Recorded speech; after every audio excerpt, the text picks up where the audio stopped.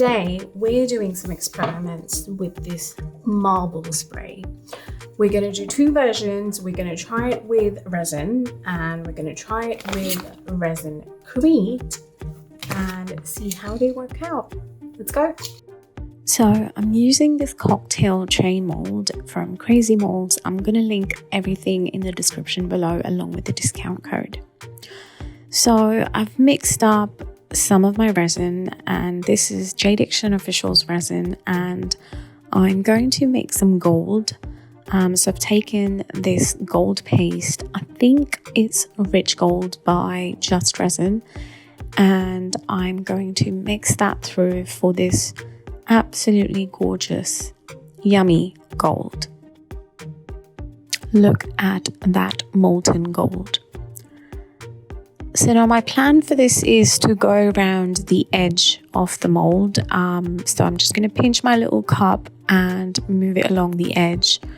Pretty soon you will see things do get messy, as they do, you know, with resin.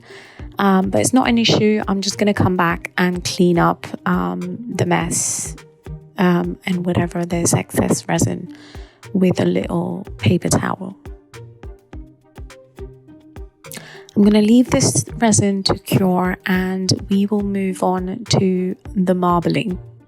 Now I'm using this marble spray from Montana. I am going to link this in the description. It comes in two colors, I think black and a silver, if I'm not mistaken.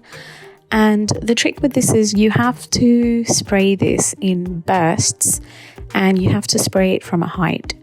It's only then when it comes out in a little stringy pattern, which is sort of like the marble look. So I think I'm happy with that much. I mean, you can spray as much as you like, but I think I'm going to go with that. And I'm going to leave this to dry. So my marble spray is now dry. We are going to do two versions. Like I said, we're going to do one version with Resincrete. And I'm mixing up my Resincrete, and we're going to do a second version with resin. I'm going to get these two together, ready to go, ready to pour, all mixed up, and then I will show you a side-by-side view of me pouring these. Just for the sake of the length of this video, and also, let's face it, a split screen is pretty fun. So this is the Resincrete. I have completely switched to this now for my eco resin. And now I have mixed up some resin. This is Jade Official's resin again. I've got some white, tiny bit of grey, and I have a pearl white. And I've left a good amount of clear as well. So my plan with the resin is to do sort of like a dirty pour. And so you'll see me do that in a minute. I am just going to put my resin into a cup and then pour it out onto the mold. So I start with some clear and I'm going to add just a touch of grey and followed by some opaque white and some pearl white and then again clear. And again, I mean, there's no right or wrong for a dirty pour. You can go in whatever order you like with the colors, and yeah, it doesn't matter. So I'm now going to show you side-by-side view of me pouring the Resincrete and the resin. So on the left, you can see the resin. I have done a cup of dirty pour and I'm just going to do the same until my mold is full. On the right, I am just pouring out my white Resincrete. I decided not to color it. I went with the natural color of it, and that is what I've done. And I love the consistency of the Resincrete.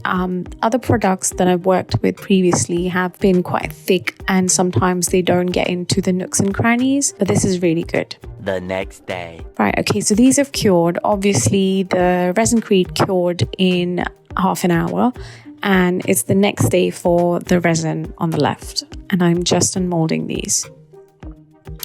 So instantly I noticed that with the Resincrete, my resin, you know, the gold that I did around the edge, did not stick to the Resincrete. Now I think this is because my resin had hardened by the time I put the Resincrete, so they did not adhere.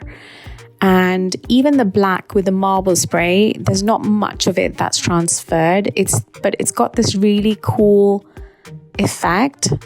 Like it's got these really cool indentations.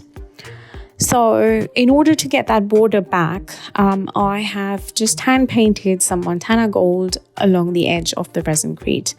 And a lot of the times, because we don't fill our mold right up to the top, we can get like a sharp lip around the edge of the mold.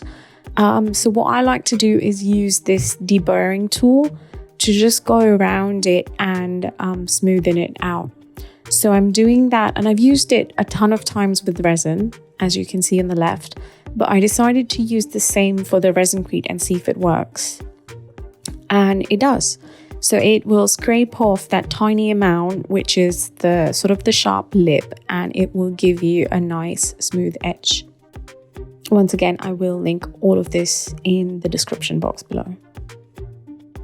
And we are ready for the final shots of these two.